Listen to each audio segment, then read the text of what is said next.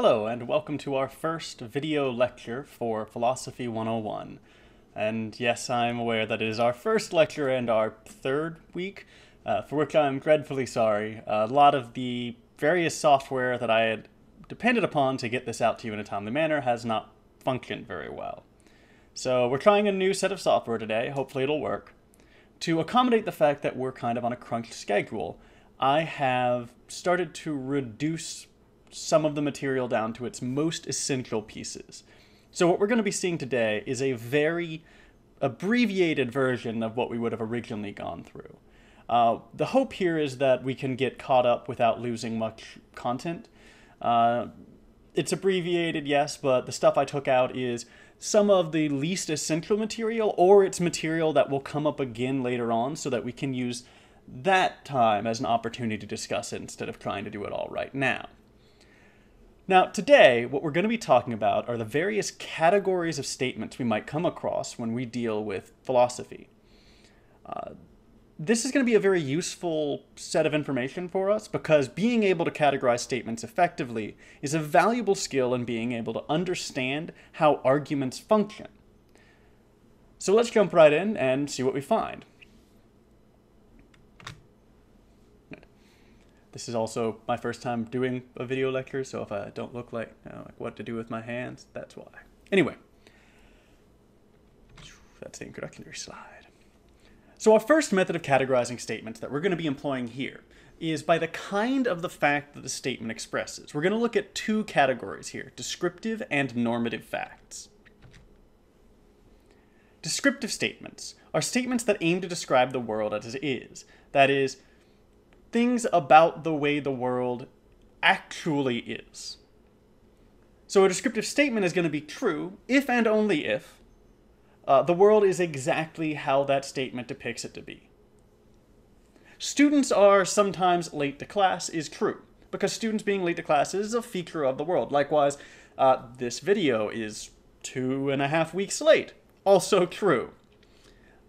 Things like camels are a kind of dog, that is false unless I really don't understand biology anywhere near as well as I thought I might. Descriptive statements are probably the most common sort of statement we encounter, and they're relatively easy to analyze. They're especially easy because we're going to be able to tell if a descriptive statement is true so long as we know how the world is, or if we know how to find out about it, right? We might not know if there's, is there a quarter in my hand? Ooh, who knows, right? But you can find out of it by just looking, right?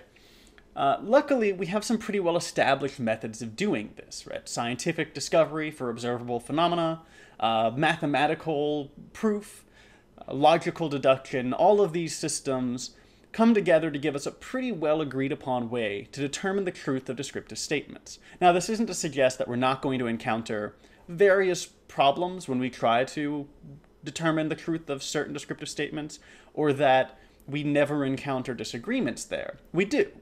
But generally speaking, descriptive statements are easier to evaluate the truth of than our other kind of statement, normative statements.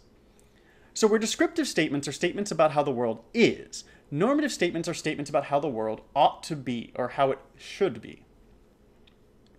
Normative statements are true as long as they describe the way the world ought to be, regardless of whether the world is actually that way. For instance, this video ought not be 2.5 weeks late, but it is. Now, for a descriptive statement, if the state of the world was such that the thing I'm describing isn't true, doesn't obtain, the descriptive statement would be false. For a normative claim, however, just because it's not how the world is, doesn't mean it's not how the world should be. Right? The word normative, by the way, comes from the word norm, which is a principle about how the world should or ought to be. This is different than something like a statistical norm, which is just the average. We're talking here about a value-loaded term.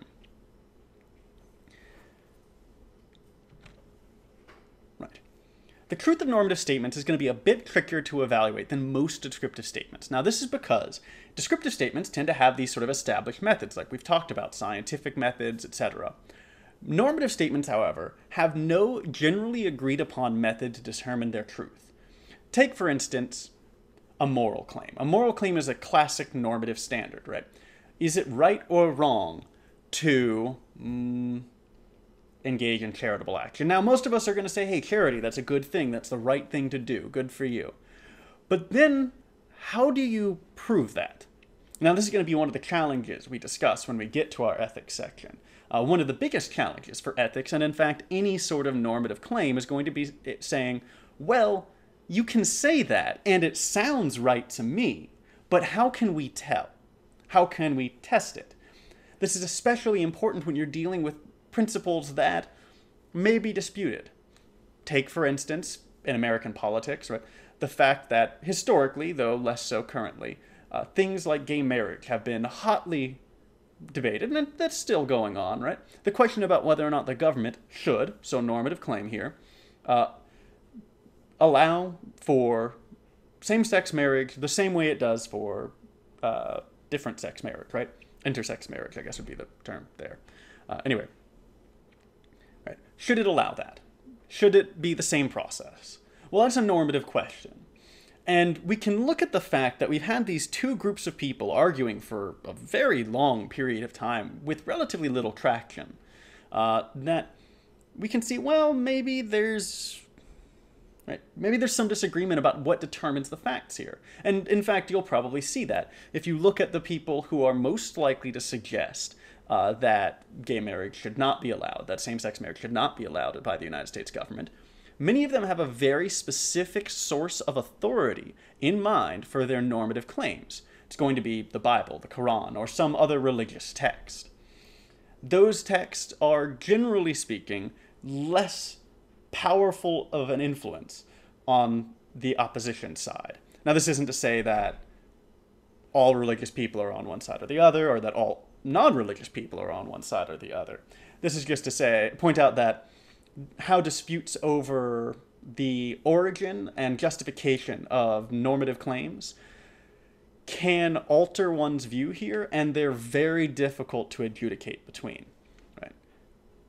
It's not clear why we should accept one standard of right and wrong over the others. Now, we will talk about ways to solve that problem when we get into ethics, but let's leave that aside for now. There is a technicality to bring up here, which is that normative claims... Oh, and this says express effects. You can ignore that because I cut that slide. But normative claims are a kind of descriptive claim. Now, normative statements are claims to the effect the world should be such, right? The world should be this way. Whereas descriptive statements are the world is this way. The way that normative claims get a descriptive attitude towards them is to say something like, the world is such that it should be this way, right?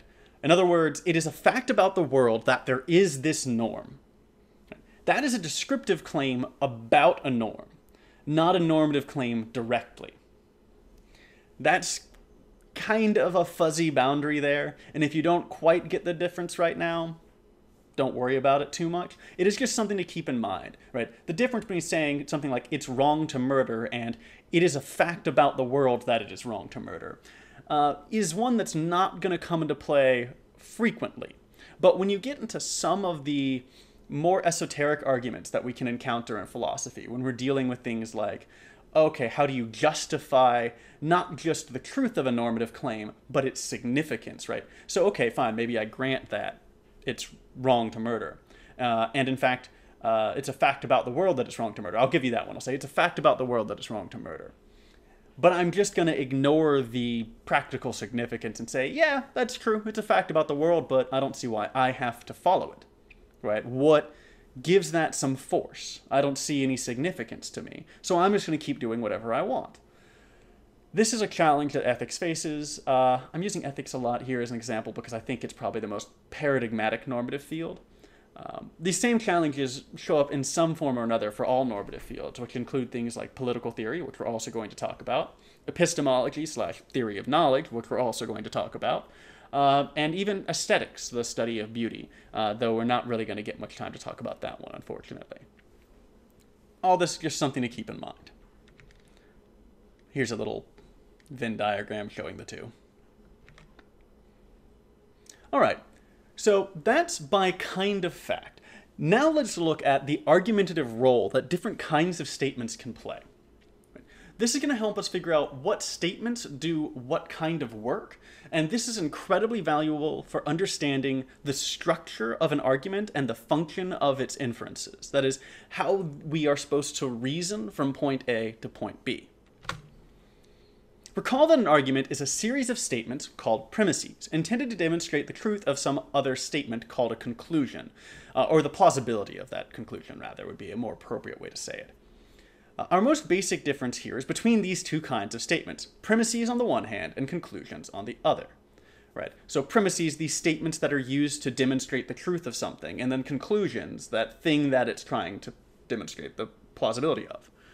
Take the following argument in natural form. Natural form just means everyday talk. There is money missing from Dave's register, so Dave has been stealing. Conclusions typically come at the end of the argument, whereas the premise comes at the beginning. Conclusions are going to be typically signaled by words like therefore and so. It's there's a couple other ways to do it, but that sort of thing, right? Therefore and so, which demonstrates that. Premises typically precede the conclusion and are going to be marked by something like because or due to, if marked at all. We can easily break the simple example we just did, right, into one premise and one conclusion. The premise, there is money missing from Dave's register. The conclusion, Dave has been stealing, right? Nice, simple division of the argument. On the slide, you're going to see it's what's called standard form, but more on that later. Don't worry about the forms of argument representation right now. However, premises don't always precede conclusions. That would make things too easy for us. So here's a couple of examples that are less orderly. I know that she wasn't home. Conclusion, because I saw her at the store. Premise. I should read some of Aristotle's work. Conclusion, normative claim. Since I am interested in philosophy. Premise. The insurance company will repair my car. Conclusion, due to their legal obligation to do so. Premise. And that's going to be a descriptive claim. There are some complications that arise here, though, using just premises and conclusions. If you make the argument any longer, and you add any more complexity to it, that is, if it's more than just this because of this, right? If you have any length to it, like most interesting arguments that we encounter, like every book on these shelves back here, right? Like every paper you've ever read or written, then this simple division isn't really going to give us enough, right? So let's say we take our example and make it a little more complicated. There's money missing from Dave's register, so Dave has been stealing. Dave could be fired. This new example is made more complex by a property that it shares with almost every interesting argument. It actually consists of multiple small arguments strung together. Now, in this case, since it's a very simple argument, we could still break it into sub-arguments and keep track of things. There is money missing from Dave's register, Dave has been stealing. That's premise, conclusion. Second sub-argument. Dave has been stealing, therefore Dave could be fired. Premise, conclusion. Simply breaking these arguments down into premises and conclusions will force us to break them into little tiny sub-arguments, and this gets exhausting in longer arguments. And it also makes it hard to follow the way that the structure of a larger, more complicated argument flows, because you're essentially encapsulating each piece and not seeing how it all connects. Luckily, there's a relatively simple thing we can do to add one more level on our analysis and give us the ability to make more clear sense of what's going on in more complicated arguments. What we do here is we make a more sophisticated system of classification by considering the status of a statement as a premise, as a conclusion, or as both a premise and a conclusion. That is, we're still using premises and conclusions here, but we're going to be a little more sophisticated with how we use them. The result is three new categories: assumptions, intermediate conclusions, and theses, or a thesis. Assumptions are pure premises, statements that are not the conclusion of any other given argument. That is, they're the place you start, they're the bedrock you build upon. Now, there's a popular phrase of, when you assume you make an ass of you and me. That is not true. Assumptions are a fundamental and essential part of all arguments. You cannot escape having assumptions. If you want to see why this is, just imagine the tireless 4-year-old in the back seat of a long car trip, right? Why?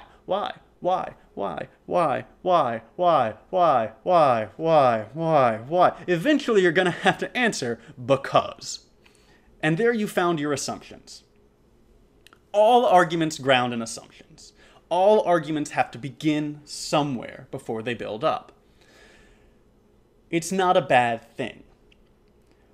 What assumptions are utilized, however, is important to pay attention to. One thing we want to make sure of is to make sure that they are what's called prima facie plausible. That is, plausible at first glance or on first appearance. That is, when you see them the first time, you're not going, well, that's ridiculous. That's absurd. That assumption is clearly false. You want an assumption that is plausible. The next thing to note is that if two people are arguing and they don't share their assumptions about the field they're discussing, it's quite probable that they will not be able to reach an agreement or really even argue effectively. They're essentially talking about different subjects, right? Imagine two people from two different faiths with two different holy books talking about right and wrong. And their fundamental assumption is, my book says that, my book tells me the moral truth, not yours. Right. Since they're talking about different books, there's going to be at least some degree of irresolvable differences between the two. Finally, the one more thing to note about assumptions is that assumptions can be defended, but then they cease to be assumptions. So when you're arguing with someone, it's not uncommon to say, yeah, I see how you're getting there, but I don't think your assumptions are valid. I think your assumptions are wrong. I know they seem plausible to you, but they don't seem plausible to me. I'd like you to defend them. What happens then is you present a new argument meant to defend the truth of your assumptions. And this is something we'll get used to as we have more back and forth. So all of these things are important things to note about assumptions, right? Everyone has them, every argument. If you don't share them, you're not going to have a very productive conversation with the people you're arguing with. By the way, a way to get around that is called making an assumption for the sake of argument. I'm sure you've heard that phrase before. What you do then is instead of using what you actually believe, you say, okay, well, let's say I believed, like you do, that this book has all the answers. Now let's see if your conclusion follows or if your argument goes wrong somewhere else. Right? It's not unusual for people to just make mistakes in reasoning, even given if you give them their assumptions. Now that doesn't mean that you have to, actually agree with them. You're just seeing if you can break their system from the inside out. Right? And then finally, that assumptions can be defended by essentially making an argument prior to them if they seem implausible, or if someone challenges you on them, they just cease to be assumptions then, if you make a successful argument. Our second category is intermediate conclusions. Intermediate conclusions are both premises and conclusions. That is, unlike assumptions, which are pure premises, just the starting point, right? They're not the conclusion of any argument, they're just premises. Intermediate conclusions are premises in one argument, but they're the conclusions of the argument that comes before it, right? So A therefore B, B therefore C, right? So A is your assumption, B is an intermediate conclusion here because it's going to be the conclusion of your first step and the premise of your next. For a longer argument, intermediate conclusions are going to make up almost all of the argument, but it's still useful to know what's going on. Finally, there's the thesis, or plural theses. You probably know this word from English class. The thesis of an essay, for instance, you need a thesis statement. A thesis is a pure conclusion. That is, it is the statement that is the conclusion of an argument, but is not the premise to anything. Another way to put it is the last conclusion. It is the final conclusion, right? If assumptions are where you start, and intermediate conclusions are all the things you pass on the way there, the thesis is where you're going, right? This is why it's so important to know the thesis of an argument, or to be able to articulate it clearly, because that means you can tell people where we're going, right? Zooming in. There we go. Let's look back at our example that provided a bit much for our simple division system, the premises and conclusions, and see what it looks like through this new, more sophisticated method. All right. So there's money missing from Dave's register. So Dave has been stealing. Dave could be fired. We have three statements in this argument. 1, there's money missing from Dave's register. 2, Dave has been stealing. 3, Dave could be fired. So what are these statements? How do they fit in here? Well, statement 1 is the premise of an argument used to demonstrate statement 2. We can see that if we just look back at the slide we looked at a little bit ago, right, when we had it broken down that way. And statement 2 is a conclusion. Statement 2, however, is also a premise. and it's being used to support statement 3, which is a conclusion. Statement 3 is not a conclusion. Or is not a premise, sorry, not a premise. Statement 3 is a conclusion, not a premise. Since statement 1 is only a premise, that it's a pure premise, that makes it an assumption. No prior argument is given to justify it. Since statement 2 is both a premise and a conclusion, it's an intermediate conclusion. And since statement 3 is only a conclusion, is a pure conclusion, that makes it the thesis of this argument, of this short, simple argument. You can practice this by just taking any short, simple argument and breaking it apart. And you'll become fluent in it surprisingly quickly, and it is a very valuable skill. A few complications. So we've talked about this. Assumptions are necessary. Here's where I define prima facie plausible for you if you want to look at that more. The use of thesis is one you may be familiar with, as we mentioned. Since there may be any number of intermediate conclusions between assumptions and their thesis, the thesis of an argument, intermediate conclusions usually make up most of a larger argument. So that's it for the argumentative role that we're going to discuss right now. So let's look more at the last category of how we're going to divide statements up here. And that's going to be by whether or not they are expressed in the text of the argument. This is a relatively simple distinction. On the one hand, we have explicit statements. These are the parts of the argument that are said or written in the process of making the argument. That is, the things that the author made clear when they authored their argument. On the other hand, we have implicit statements, the parts of the argument that are neither said nor written in the process of making the argument.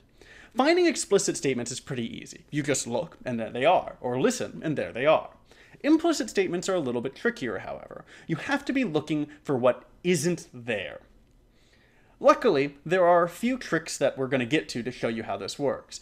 First, though, let's make sure we've got a clear idea here by looking at an example.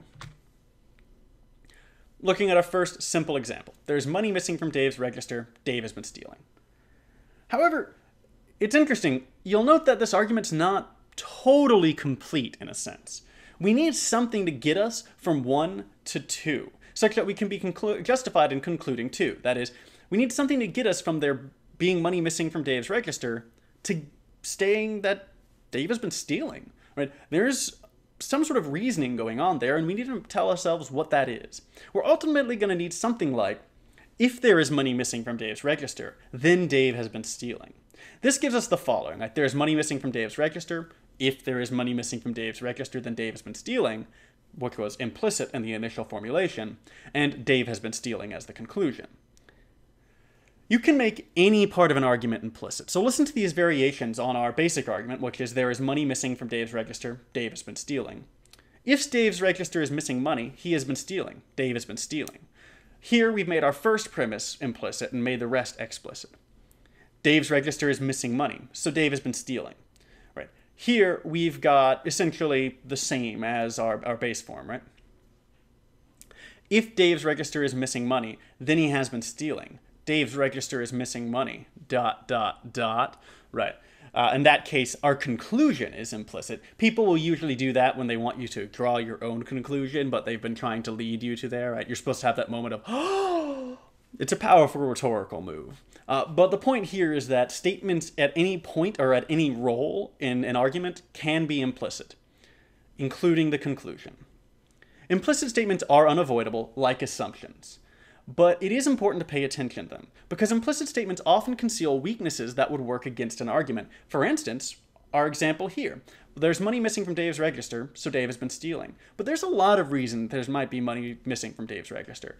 Dave might just be really bad at his job. Maybe Dave isn't so great at counting, right? Dave gives out the wrong change. Maybe Dave got robbed. Maybe someone else in the store stole from Dave's register. All of these things are possible. And unless we rule them out, it makes the conclusion here somewhat questionable. Right? If you were to bring this case to court, you'd probably lose because there's reasonable doubt. Right? You need to find a way to narrow the case. A few things to note about finding implicit statements. Like assumptions, all arguments rely on implicit statements. And many of those implicit statements are going to be implicit assumptions. In the case of our prior argument, right, assumption that, or the implicit statement that, if Dave's register is missing money, then Dave has been stealing. That's also an assumption, right? Note that it's not defended by any argument. It's a pure premise.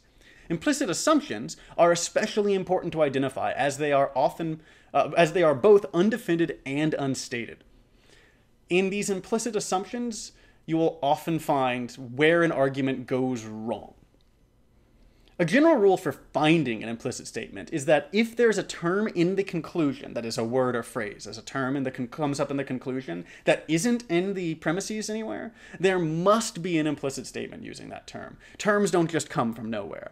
So if we look at our example, right, Dave's cash register is missing money, so Dave has been stealing. Well, Dave, that term appears in the premises, but stealing doesn't. Now this tells us that we need something with the word stealing in it to be an implicit statement. And the fact that we've got an unused term in our first premise gives us a good indication as to what that relationship needs to be. That is, it needs to relate cash missing from a register to stealing. And that's where we get our statement. Finally, implicit statements are going to be quite often the culprit when you get that feeling that an argument skips a step. Humans are actually pretty good at subconsciously evaluating arguments. You do it all the time. Now, pretty good. We're pretty bad at it too, but we're not as bad as some might think sometimes. When you get that feeling that something has jumped a step, and how did you get there from here? It's often because they're leaving important information unsaid. Now, this doesn't mean that the argument is bad. It just means that there's unsaid material there, and that it's time to start looking for those implicit statements. So that's our first lecture on the categorization of statements. Again, I apologize for it being so late. I hope this format that we've worked out here, that I'm trying out here, works better than some of the ones in the past.